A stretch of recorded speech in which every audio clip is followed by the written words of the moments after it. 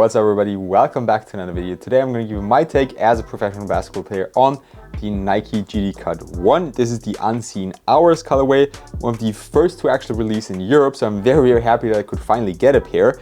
They used to only be available in the United States and for crazy resale prices in Europe. I never wanted to pay that.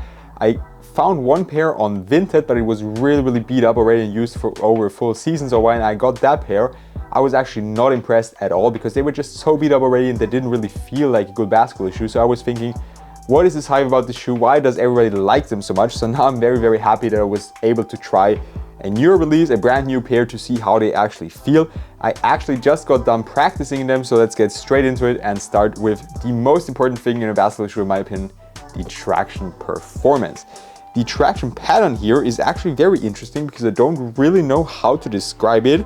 You'll see on camera, it's a very interesting looking pattern. It's got pretty steep grooves, but then there's some areas where there's not that many grooves, especially here in the forefoot. There's big distance between the actual grooves of the pattern. And then on the outside, the pattern is a little bit more flat. The grooves are thinner and they do also wear down a little bit more quickly on the outside. Here we have a translucent outsole. I'm actually not even sure if there's colorways with a full solid rubber outsole, because as I said, I just never had the chance to have them and you don't really see them that often in Europe. For the performance, it was very good. I played on a pretty dusty court today and the grip was very good. Of course, I did wipe from time to time, but let's be honest, every basketball player does that anyways.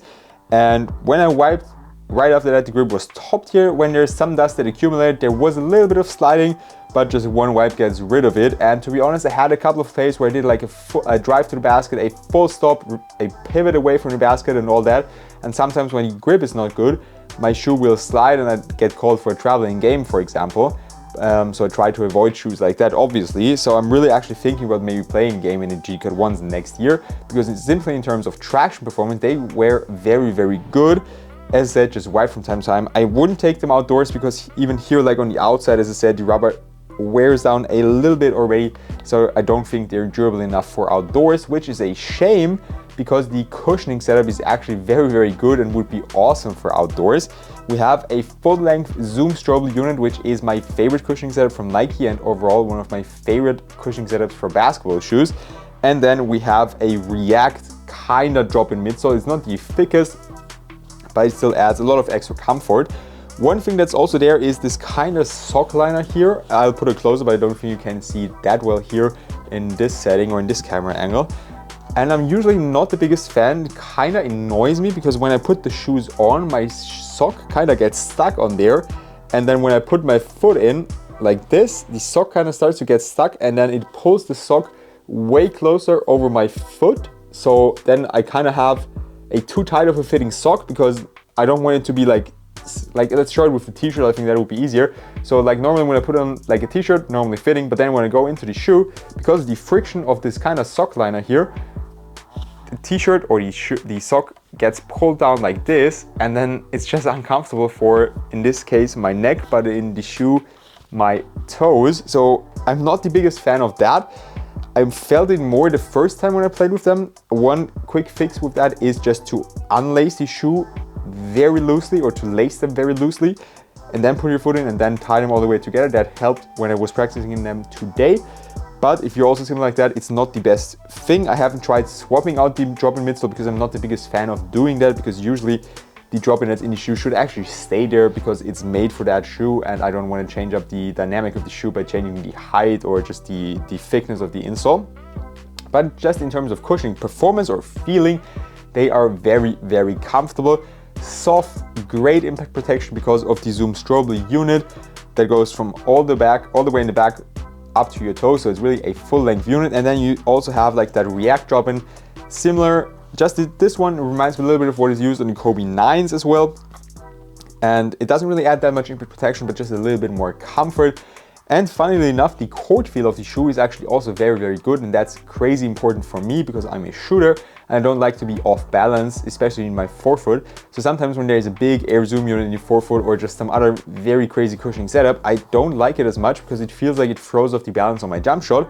And here with these today, I was shooting very well and I didn't feel like I was very high off the ground, yet still had good impact protection. In my opinion, that is like really the top class of shoes or of basketball shoes. If a shoe can do that, that puts them very, very high in the ranking for me. Some other shoes that do that are the Wörthersee 12, for example, the Joker 2 GT, the Kobe 6 comes to mind as well. So just shoes that actually have a cushioning setup in your forefoot, but still feel kind of low to the ground, yet still you have good impact protection. So that's very, very nice about the GD Cut 1s. And also compared with other GD Cut models, I've tried all of them now with having had a new pair of these, and it's probably my favorite. I like the GD Cut 3 as well, but the support features here are way better than on the GD Cut 3, and that's also the next thing we're going to talk about. How do they hold up in terms of support? The lacing system actually does a good job. It's also a very comfortable system, so there's no issues, or I had no issues with the laces pinching into my foot. The midfoot is actually also nice and stable, as we have, you can see it a little bit here for the outsole, a plastic shank plate. It even says Zoom Strobel here on it. Now the insole is not in a drop-in, so it adds a little bit more support even. As you can see, the midfoot is nice and stable, the toe area flexes, so it's also a very smooth ride. The heel to toe transition is awesome. It might not look like it because the heel area kind of looks a little bit clunky, but it really has great heel to toe transition, and it's a very smooth ride when I play with them. And of course, then we also have a heel counter that keeps your heel locked in, so I had no problems whatsoever with the support features. There's even, I don't know if you can really call it an outrigger, but like a little sidewall here, and then the outsole goes out a tiny little bit more than it does on the other side, so a minimal outrigger. So also in terms of lateral support and stability, it's very good. No issues for me, no complaints. So actually 3 of the most important categories that do very well for the GD Cut 1, and today when I was playing them, I could really see why they are so comfortable, why so many people like to hoop in them. But funnily enough, I actually heard that these feel different than the OGs. So as I said again, I cannot compare that. But if you can, maybe let me know down below in the comment section. Also, hit the like button if you enjoyed the video, and would really appreciate it if you could subscribe to my channel to not miss any further reviews. But as I said, supposedly they don't feel as good as the originals, and I can compare, so I'd be really interested to hear your thoughts. Now the last performance factor, the materials, it's all synthetic, kind of mesh-like upper. Then we have a little bit of a neoprene-like feeling here in the toe area. The laces are also a little bit elastic. I don't know if you can see it that well, but just the feeling of it, I think you'll know what I talk about, or what I'm talking about. And the tongue is very thin, but it's padded in just the right area. So there's padding exactly where the laces will lie on top of your foot so that they don't cut into your feet, which is awesome in my opinion. Breathability is not the best. So even though there is a mesh material, there's still like a layer underneath, a very thin, like kind of fabric. Also feels a little bit neoprene-like when I'm touching it right now. I'll also put a close-up of that on screen. So it's not the best for breathability. The tongue actually has some holes, so that helps. But I don't have big issues if my shoes get a little sweaty, because I'm going to sweat anyways. The practice is hard, so I don't mind it as much, but it didn't feel like my feet were overheating or anything like that. It's just not the most breathable pair with the thinnest materials, but just in terms of how they feel on foot, extremely comfortable. I love the comfort. That's also something I really look for in basketball shoes. I just need shoes that are comfortable, that don't hurt my feet, that have nice impact protection, but still being low to the ground, and all of this is present in the GD Cut 1s. So I really enjoyed playing with them. The heel area also has some nice padding, so overall it's a very comfy ride, and one of my teammates actually also asked about them because he said they look very comfortable, or look to be very comfortable, and so maybe he's also going to get a pair. One thing I do have to critique, so my second point of critique next to the kind of weird sock liner here in the forefoot, actually I'm not even sure if it's called a sock liner, so please correct me on that as well if I'm wrong here. One thing I do have to critique is the durability of the materials, especially here in the forefoot. As you can see, I'll put another close-up, but here, right at the end of the toe box, there is an area where the glue is already kind of disconnecting from the upper. Of course, that's not really a performance factor, but I haven't worn these that much.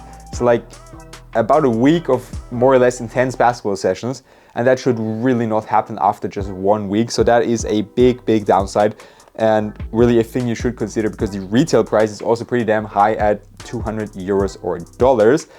Last thing I want to talk about is the fit and the weight of the shoe. One point of critique, the weight. They are actually quite heavy for a guard-like basketball shoe, or for a shoe that looks to be very nimble and shifty, but you don't actually feel the weight on court. I was a little concerned because they do have a big amount of weight just by holding them like that. It's actually way heavier than some other shoes I like to play in. But on court, I didn't feel it at all. I didn't feel impaired by it at all, so I didn't really feel like it impacted my way of play or my play style at all. So it's kind of a little bit of a point of critique, yes, because they're kind of heavy, but maybe it's just because of all the tech that's in the shoe, of the heel corner, shank plate, materials, the padding and everything that comes together, the cushioning as well, that kind of makes up a lot of the weight of the shoe. So maybe they just need to have that, and as long as it's still functional, it doesn't really bother me that much. One point I really love about them is the fit. They are wide foot friendly. I can hardly ever wear a basketball shoe right off the box and not have pain. These fit into that category, didn't feel anything at all. Also, they don't really need break time to be broken in terms of the upper or anything. They're good right off the box, which is also a great thing for a basketball shoe, because I hate when people like for the GT Cut 2, a lot of them said, yeah, just give them like 2, 3, 4 weeks and they'll be really nice. I'm not going to wait 4 weeks for a basketball shoe to be nice. I want them to be good. I'll give them like 1 or 2 sessions to break in, to feel nicer, to get adjusted to my foot.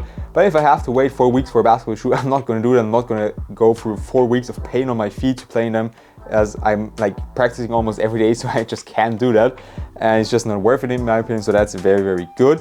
And overall, to summarize, where do they come in on my rating scale? If you're not familiar with it, I have a rating scale from 0 to my favorite basketball shoes. Used to be the Book 1, now the Joker 2 GT, and where 12 is on there as well. I'd give them a 9 out of end of the scale. I really, really enjoy playing them. I'm definitely going to play more in them, and I can see why people like them so much. And what I'm really curious about is, if these already feel as good, how must the original pairs feel if there really is a difference between them? Because if I give these a 9 out of 10, or like, yeah, for me they're really a 9 out of 10. I would want to say 8.5 maybe, but it's actually a 9 out of 10. I liked almost all things about them.